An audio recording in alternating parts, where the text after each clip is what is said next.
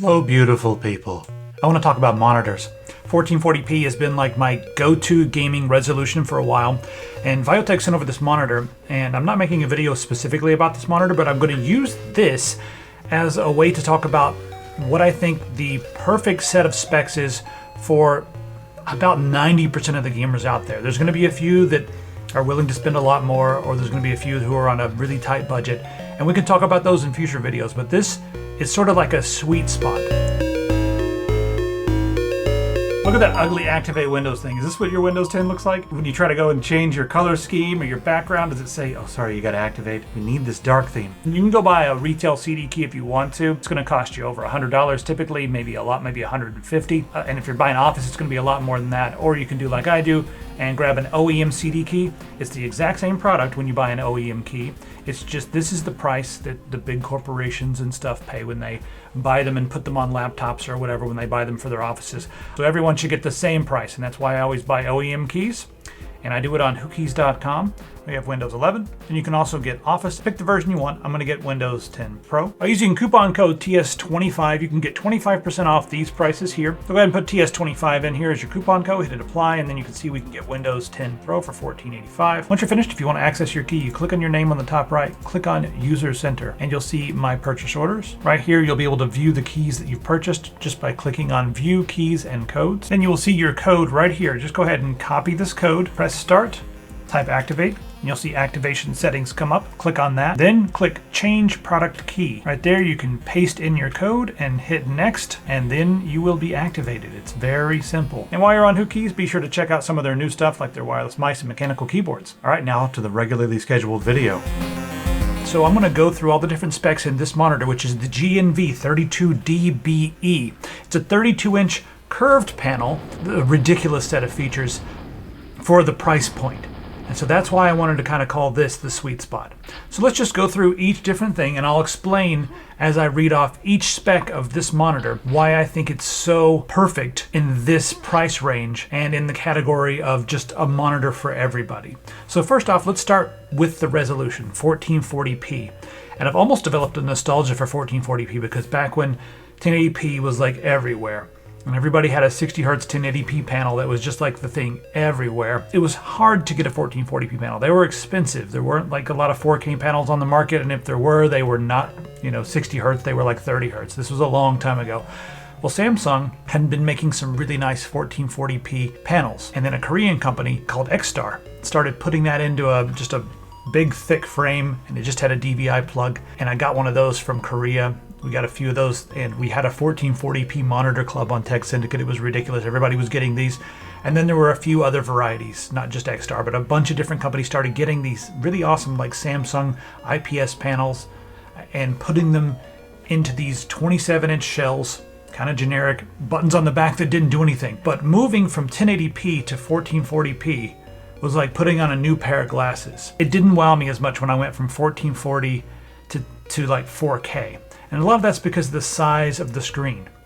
Like at a 27-inch screen, 1080p, it looks a little rough around the edges, but 1440p has like almost the perfect pixel density in like the 27 to like 32-inch range. 4K, yeah, it looks a little bit better, but it's like not that big of a deal unless you're moving to a bigger panel. Then you need a higher pixel density, like 40-inch 4K.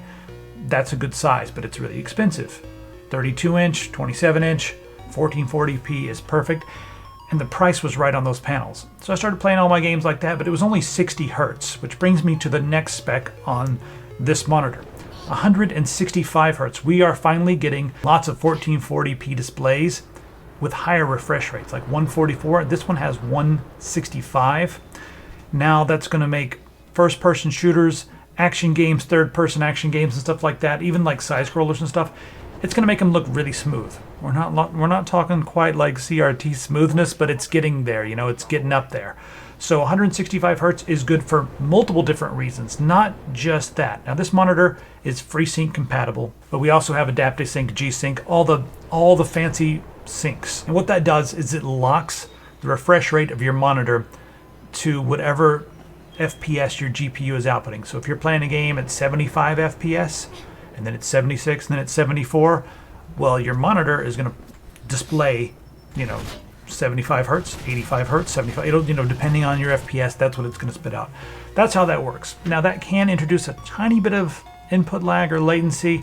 Some people notice it, some people don't. It's pretty low. But one of the nice things about a really high refresh rate, you can play games without turning on the G-Sync or the Freesync or anything like that. In fact, I recommend keeping those off. As long as your FPS is under 165 hertz or under 165 FPS, you're not going to have any of the screen tearing. That's where like the images load in and like a piece of it's over here and a piece of it's over there. It doesn't load in correctly. Now, even if you go past that, you're playing like Counter-Strike, Source, and you're getting like 290 FPS or something ridiculous like that. Well, you might get screen tearing, but it's going to be so minimal that you might not even notice it because the refresh rate is 165 hertz. So while you're getting screen tearing, it's going to be so fast that it's going to be hard to discern.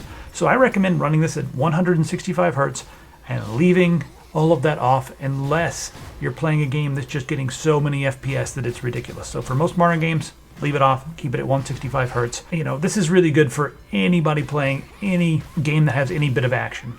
If you're only playing like strategy games, maybe MOBAs, stuff that doesn't have an absurd amount of motion and you don't really care, you're probably okay saving a little money and getting a 60 hertz panel. All right, next up, the aspect ratio, 16:9. Now this is something that's very subjective. If you like a bigger display and you're willing to pay a little bit more for a little bit of extra on the sides, then by all means go for it. But for most people, 16:9 is a sweet spot for a few different reasons. And from my own personal experience, ease of use is a big deal. Now, I do like ultra-wides, and eventually I do plan to go back to ultra-wide. I'm using this one right now.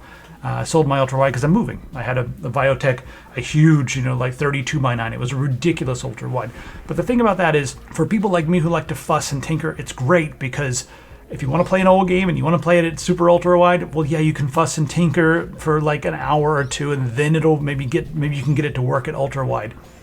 Maybe not. I don't know. A lot of the new games support it. Elden Ring does not support it unless you like install a program called Flawless Widescreen and then enable it, but then you probably shouldn't be playing online because you might get banned. So there's pros and cons to the widescreen. Now for productivity, I find that like ultra widescreen, it was almost a little bit too wide. It felt like I had the top and bottom of my monitor cut off. So 16:9 is the balance. It's really good for productivity. It's really good for media consumption, and it's also good for gaming. I do like ultra-wides better for gaming, but again, they're more expensive, so this is just the sweet spot.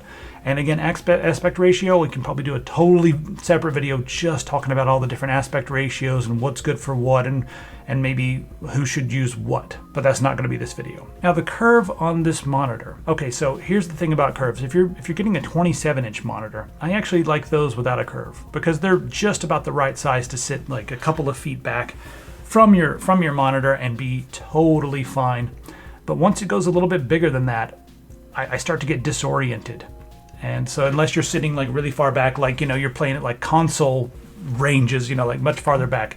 I have a 40-inch monitor and it's on my desk. I can't play games. It's just like I have to run the games in a window in the middle of the screen because I can't tell what's going on. I have a really hard time aiming.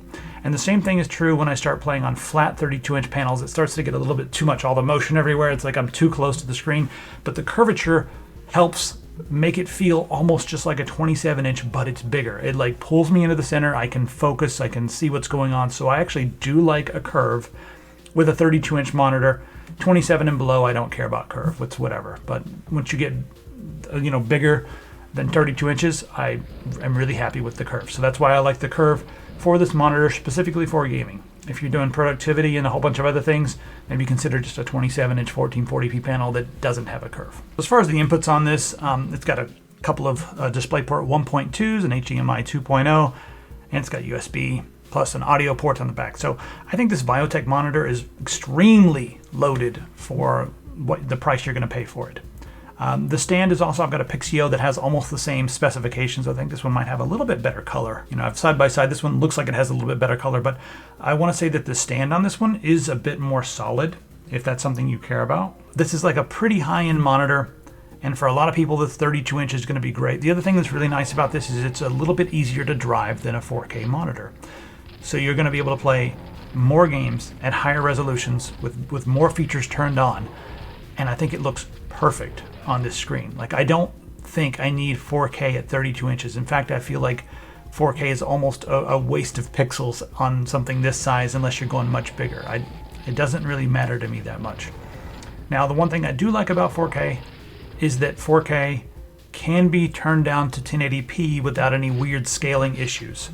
With a 1440p monitor, if you wanted to like turn the resolution down, you should probably go down to 720p, which can look a little weird because it's so big and you're playing at 720p. So when you get this, I recommend keeping it at 1440p, and instead of adjusting the resolution, adjust some of your effects. A lot of times you can turn down a few of the filters or something like that and almost lose no quality. You know, some of those filters are just complete overkill. So try messing with some of your anti-aliasing, your MSAA settings and stuff like that. Turn that down and see how it looks. Maybe turn down some of the ray tracing effects and stuff like that, and you'll get 90% of the quality, but it's gonna feel so much smoother running at 90, 100 FPS compared to like 35 FPS with all of these extra settings turned on. So that's what I would recommend doing for most people, and I think this is gonna be a monitor that's really good for about 90% of the people out there. We'll cover those special cases in like one of the next videos where I talk about a lot of the different size ratios, 4K, that gets a lot more expensive, but 4K panels can be really cool if you got a little extra money. So that might be what I do if I save up a ton of money, get some 4K panels and run them, but there's also scaling issues inside Windows as well. So there's a lot to think about there. Anyway, let me know what you think about these settings at this price point. Let me know if you agree with me that this is pretty much the perfect sweet spot when it comes to gaming quality to performance ratio. Also, thanks to our sponsor, make sure you get your Windows key activated. I've used a lot of them, so thanks to Hookies. We will see you in the comments.